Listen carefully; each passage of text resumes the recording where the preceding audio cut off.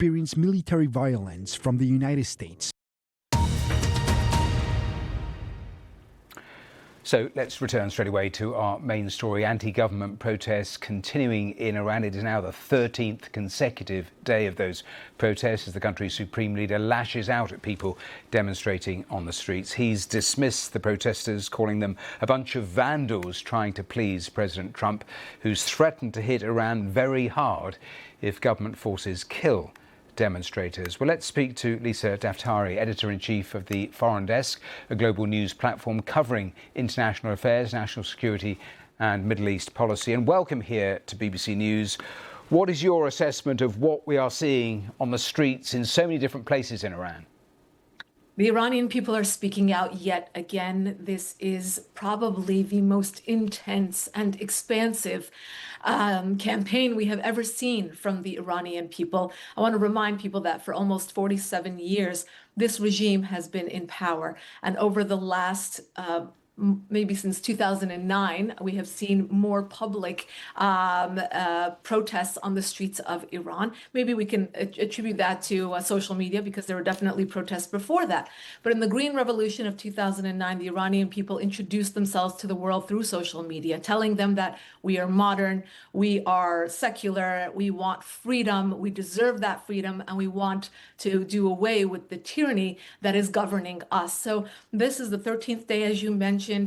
They are growing in terms of, both horizontally and vertically. And what do we mean by that? These protests have evolved where the Iranian people are coming out in all provinces, more than 30 provinces across Iran, in places that were usually traditionally clerical, that were aligned with the government, are now turning on the government. Also in terms of society, we're seeing all kinds of socioeconomic brackets coming out, all ages coming out, women leading the way, as we saw over the last few years, the women of Iran becoming increasingly courageous to show the world that they want their freedoms.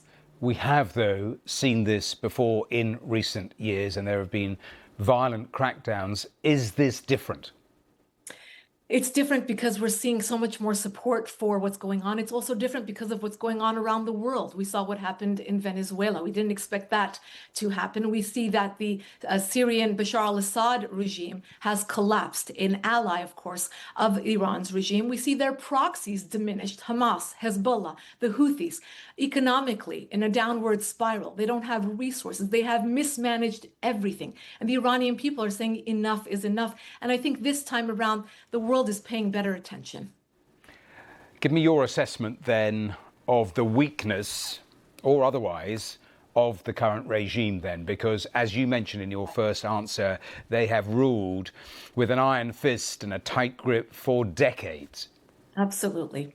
Currently the regime is as weak as it's ever been. What will be the tipping point to actually topple this regime? It will come from the people of Iran. We've always said that. People like myself who have been following this for years and studying the environment in which, again, the people have evolved, the protests have evolved.